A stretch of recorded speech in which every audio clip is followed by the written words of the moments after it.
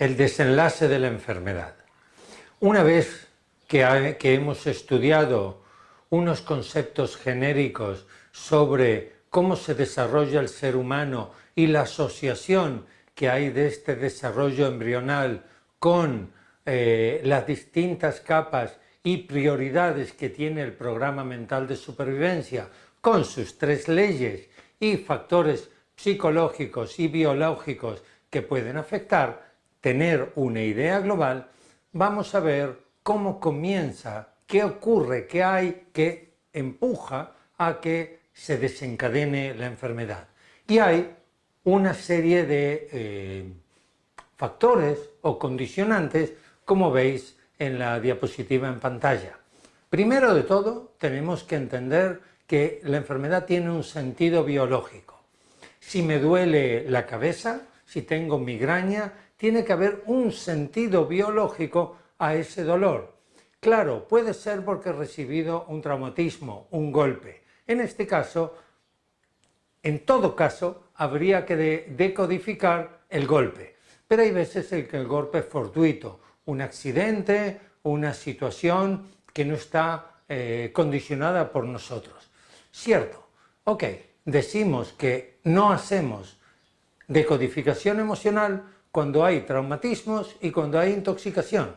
Es decir, que si una persona ingiere veneno con la comida, ahí no hay que decodificar nada, hay que quitar el veneno, hay un factor externo, exógeno, que intoxica al organismo. Lo mismo si hay un traumatismo, si consecuencia de un accidente de tráfico me rompo un hueso, ese traumatismo, ese golpe, no hay nada que decodificar, casi, ya lo veréis más adelante. No obstante, tiene que tener un sentido biológico. Y para encontrar este sentido biológico al principio, tenéis el diccionario de biodescodificación. Ese diccionario arroja un sentido biológico a cada enfermedad que ahí aparece. Y hay algunas enfermedades que no aparecen. Bien, a lo largo de esta formación, el nivel 2 y el nivel 3, vamos a aprender cómo decodificar sin tener que recurrir al diccionario. Pero ahora, al principio, el diccionario es nuestra referencia biológica y tenéis que entenderlo, igual que expliqué en las clases primeras cada síntoma, cada enfermedad y su sentido biológico. Para entenderlo, tenéis que entender cuál es el sentido biológico de cualquier otra enfermedad que no hayamos tratado. Y en esta formación, en los 3 niveles, no vamos a tratar y no voy a explicar todas las enfermedades. Algunas sí, otras no. Pero, por ejemplo, en nivel 3 voy a explicar todos los sistemas orgánicos. Entendiendo los sistemas orgánicos, podéis entender qué síntoma tiene que ver con qué conflicto. Partimos de esto, del sentido biológico de la enfermedad. Algunas enfermedades se desencadenan a través de un impacto emocional, un accidente, una agresión, una noticia determinante o impactante, un impacto emocional. El doctor Hammer le llamaba psicoshock, nosotros le llamamos impacto emocional, que es más genérico, pero es lo mismo. Psicoshock, bioshock, impacto emocional. En el caso del cáncer, curiosamente, cuando a una persona le dan un diagnóstico de cáncer de cualquier tipo, lo primero que uno piensa es en la muerte. Lo primero que uno siente es miedo. Luego se pone a investigar en Google y en muchos sitios qué tratamientos hay, qué porcentaje hay de éxito, de éxito con ese tipo de tratamiento, qué se cura, qué no se cura, etc. No obstante, el primer pensamiento es muerte. Y la mayoría de las metástasis de cualquier tipo de cáncer se dan en el pulmón principalmente. Primero en el pulmón, después en el hígado. Y todos los conflictos asociados a todas las enfermedades de pulmón tienen que ver con la vida y la muerte. Este es el sentido biológico de este tipo de metástasis. Y el hígado tiene que ver mayoritariamente, las enfermedades hepáticas mayoritariamente tienen que ver con la nutrición, el alimento, la proveeduría del futuro, del día de mañana. Y esto es una segunda preocupación de aquel que recibe un diagnóstico significativo por lo severo. El miedo a qué va a ser de mis responsabilidades, hijos, pareja, empleados, lo que sea en cada caso. Y esta es la explicación biológica porque la segunda metástasis suele ser en cantidad y estadísticamente hablando en el hígado. Hay de otros tipos, las ciencias humanas no son exactas. No pretendáis tener una fórmula que dé explicación a todo. No funciona así. Hay que ser flexibles. Tenemos unos conocimientos, tenemos una información y tenemos una forma de aplicarlo en la cotidianidad, en la vida real. Otro posible desencadenante de la enfermedad, de algunos tipos de enfermedades, es la conversión repetitiva mínima. La conversión repetitiva mínima se trata de conversión orgánica, es decir, psicosomatización de un conflicto por mínima incidencia. Y esto es como la tortura china con la gota de agua una y otra vez en el mismo sitio. Se trata de un factor, un psicoshock pequeñito, muy pequeñito, durante mucho tiempo y de una forma perseverante y cotidiana. Por ejemplo, las enfermedades de tiroides suelen tener que ver con conversión repetitiva mínima. Se trata de casos en los cuales, por ejemplo, hipotiroidismo, conflicto con el tiempo, con una sensación de impotencia. Necesito parar el tiempo. Es una situación que se mantiene a lo largo de mucho tiempo. He dado un ejemplo de un señor que trabajaba en una metalurgia, luego como profesor de música, y durante 10 años desarrolló un nódulo grande en la tiroides con un caso clínico de hipotiroidismo. Estoy buscando en el libro José Miguel, página 174, 174. Ese es un caso de conversión repetitiva mínima. Mucho tiempo ocurriendo una situación similar. Hay también, y lo vamos a estudiar en breve, creo que es en la clase próxima, los ciclos biológicos celulares memorizados, como desencadenante de la enfermedad. Se trata de que nuestra vida está regida por el tiempo, por ciclos, por fechas, por periodos. En el caso de la mujer, la menstruación está relacionada con los periodos que la luna le da la vuelta alrededor de la Tierra y alrededor del Sol, los 28 días. Los ciclos lunares. Por eso, por eso nada. Iba a adelantarme con algo que no procede ahora. Tenemos ritmos circadianos que tienen que ver con el sueño, con la alerta que recibe la pituitaria en función de la luminosidad para secretar más o menos hormonas que nos producen el sueño y que nos activan energéticamente. Y hay más. El ser humano, en función de la memoria es un mecanismo, como ya hemos comentado en distintas clases, un mecanismo para prevenirnos ante el peligro. Si una vez me he quemado con fuego, se guarda esa memoria de dolor, de sufrimiento, de peligro, y en el futuro tengo cuidado con el fuego para no quemarme.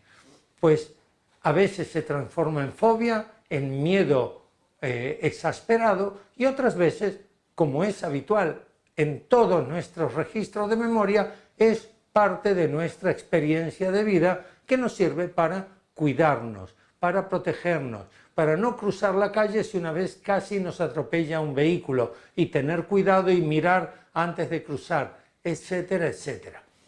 Pues hay situaciones que nuestra memoria las graba en función del tiempo, del entorno.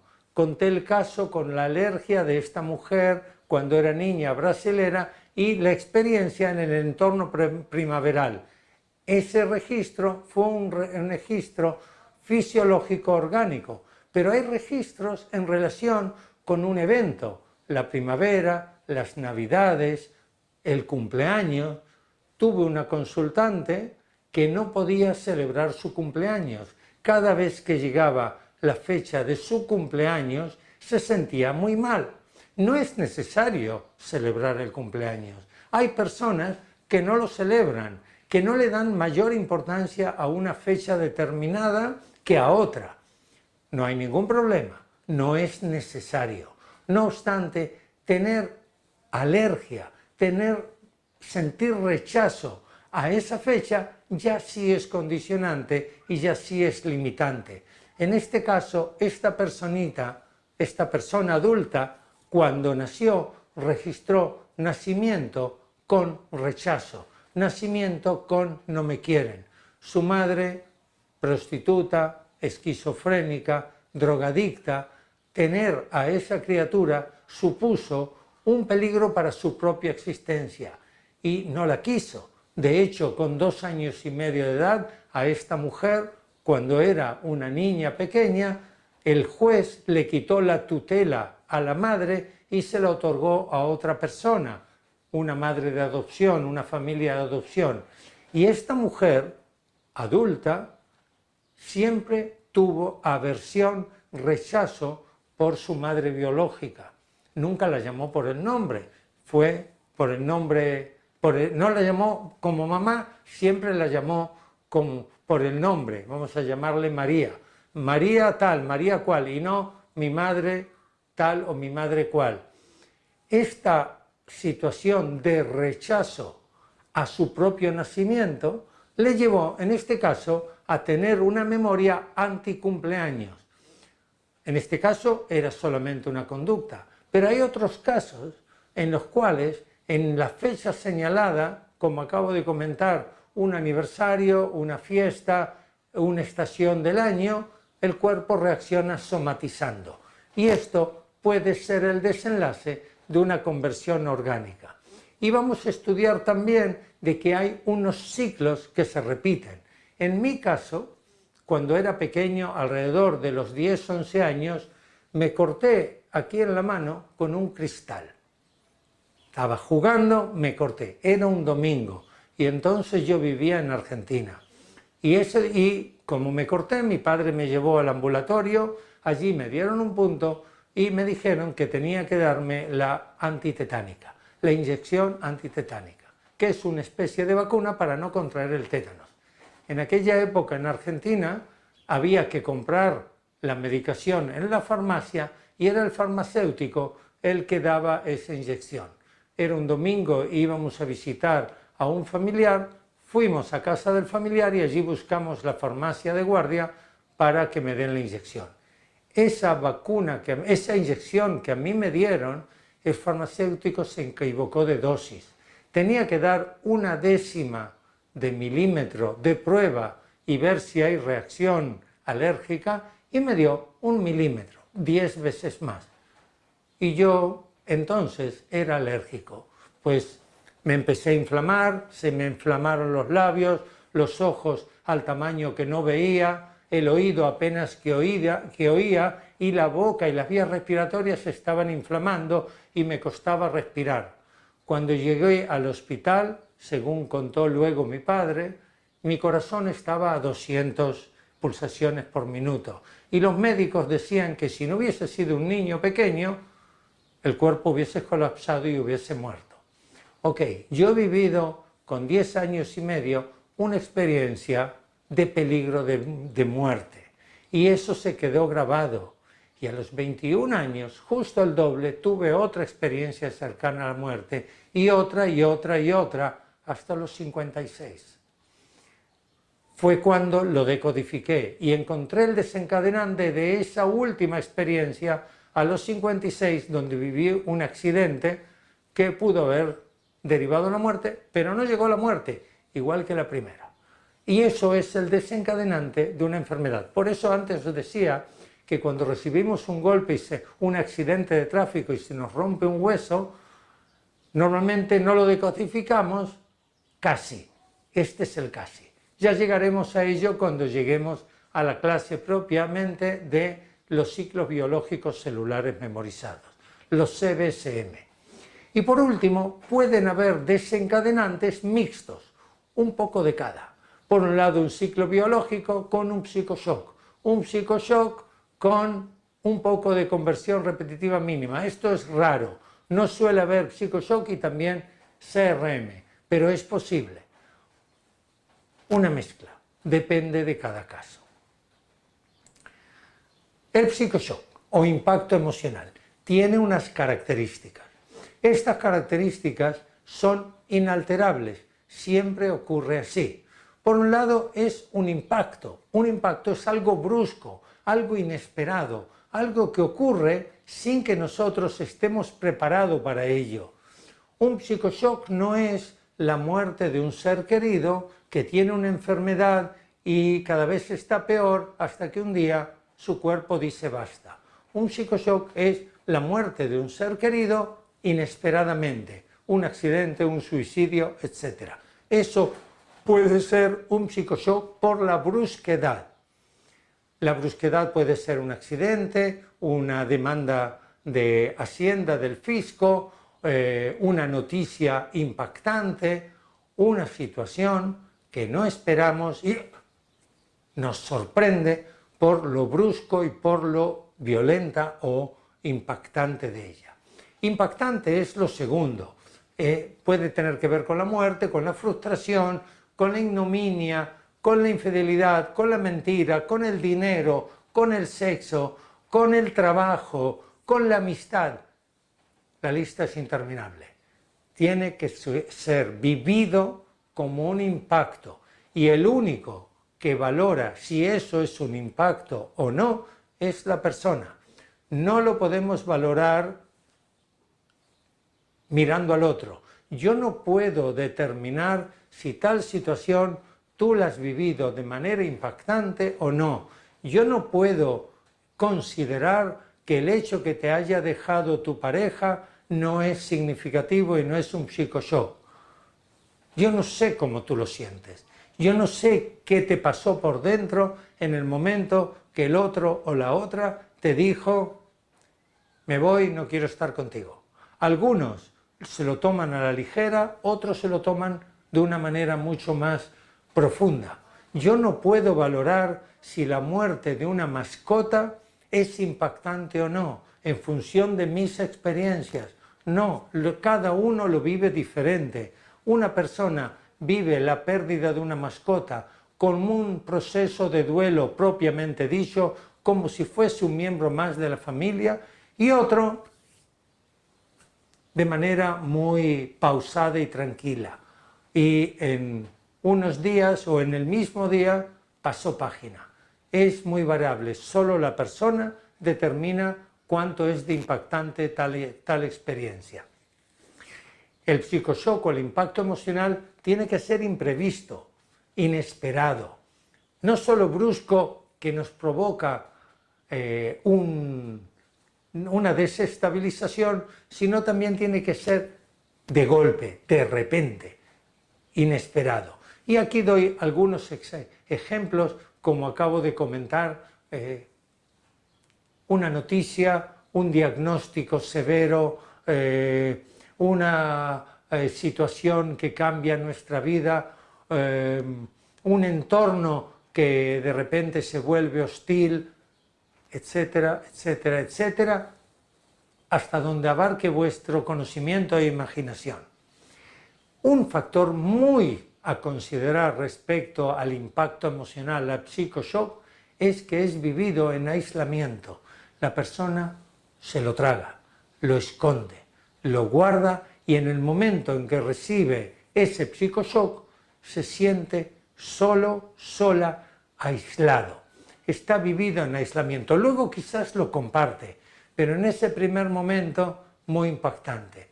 Recuerdo el caso de una consultante que vino por cáncer de mama con metástasis en el pulmón y en la axila. En el momento que le notificaron del cáncer, estaba sola con el médico. Y en el momento en que fue, y en otro país, su marido estaba con ella en el trabajo, sus hijos estaban con ella en el colegio, eran hijos pequeños, ella estaba sola con el médico. Y en ese momento el médico, sin culparlo, sin responsabilizarse, le dio la noticia de la manera más objetiva y directa posible. Algunos le llamarían fría. Le dijo que tiene un cáncer estadio 4, de tal tamaño, de tal tipo, en tal sitio, con metástasis en el pulmón, con nódulos de tal diámetro, con un nódulo centinela en la axila, bla, bla, bla, bla, bla, y luego el tratamiento previsto y demás. Ella no escuchó el tratamiento, ella no escuchó nada, se le cayó el mundo y estaba en otro sitio. Eso fue el aislamiento, esa fue la situación del psicoshock. ¿Ok? Esa es la característica de un psicoshock. Luego, cuando llegó a su casa, lo compartió con su marido. Pero pasó un tiempo, unas horas, un tiempo que para ella le resultó eterno, dicho por ella, no evaluado por mí. Y en ese primer momento de esa situación, de ese impacto emocional, no hay una solución aparente. Hay una percepción de que eso es inalterable. Esta mujer que hablo del cáncer era ingeniero química y tenía unos estudios en química muy avanzados, un doctorado, y luego empezó a estudiar sobre ese tipo de cáncer y probablemente ella sabía de ese tipo de cáncer y los tratamientos más que los médicos, más que los oncólogos especialistas, porque había profundizado, tenía la formación para profundizar. No obstante, eso vino después, las posibles soluciones, los posibles tratamientos. En un primer momento, estoy fastidiada, esto no tiene solución. Y esa es otra característica del impacto emocional, del psicoshock. Cuando vamos a evaluar o a autoevaluar, en este caso, el desencadenante de una enfermedad como impacto emocional, tenemos que ver estos factores, pero puede ocurrir que algunos factores estén camuflados y no los entendamos bien, estén camuflados con los mecanismos psíquicos de protección. Puede que haya un desencadenante a un síntoma o enfermedad que nosotros no lo vemos como impacto emocional porque lo hemos olvidado, es decir, lo hemos inhibido o lo hemos reprimido o hemos distorsionado la realidad de esa situación. Bien, solos a veces es difícil reconocer esta distorsión o este mecanismo psíquico de protección. Por eso hay diferentes patologías y síntomas que se puede autodecodificar y hay otros que necesitamos un ojo ajeno, un corazón ajeno, una persona que de afuera lo vea. En este primer nivel aprendemos a autodecodificar. No obstante, ya al final e incluso en el segundo nivel, aquellos que lo hagan, vais a decodificar uno a otro. No vais a ser de terapeutas, sino vais a aportar una perspectiva desde fuera de la persona, una perspectiva neutra de emociones, una perspectiva desde una plataforma diferente a la vivida personalmente. Y entonces se puede ver la cosa de otro color, se puede ver el desencadenante de la enfermedad, en este caso, de otra manera que como lo veíamos nosotros con nosotros mismos. Hay casos y casos, enfermedades, síntomas y síntomas. Bueno, tomarlo en cuenta. La conversión repetitiva mínima. La conversión repetitiva mínima, como ya expliqué, es una situación donde poquito a poquito, paso a paso, se va manteniendo un conflicto determinado y se mantiene en el tiempo. Se mantiene en el tiempo y eso va generando una incidencia. Suele ser pequeños conflictos. La palabra pequeña es relativa, ya la sé, suelen ser conflictos que se mantienen a lo largo de mucho tiempo. Y esto deriva en enfermedades crónicas o en enfermedades reumáticas o endocrinas, en este caso, por citar un ejemplo. Incluso en enfermedades no graves, enfermedades que afectan a la vida y a la calidad de vida, pero no del tipo de un cáncer, de un infarto de miocardio, de un ictus, situaciones más de disfunción orgánica, como estáis viendo en la lámina en pantalla. Y los ciclos biológicos celulares memorizados los vamos a dejar para otra clase, incluso para las 2 próximas clases. Vamos a dejarlo aquí, quiero que toméis conciencia de esto. Vuelvo a repetir, no hay que recordarlo todo, hay que entenderlo todo, repasar el capítulo correspondiente en el libro al desenlace de la enfermedad y ampliar esta información como parte de esta adquisición y este conocimiento. Y si hay preguntas y dudas, nos vemos en la clase práctica en directo.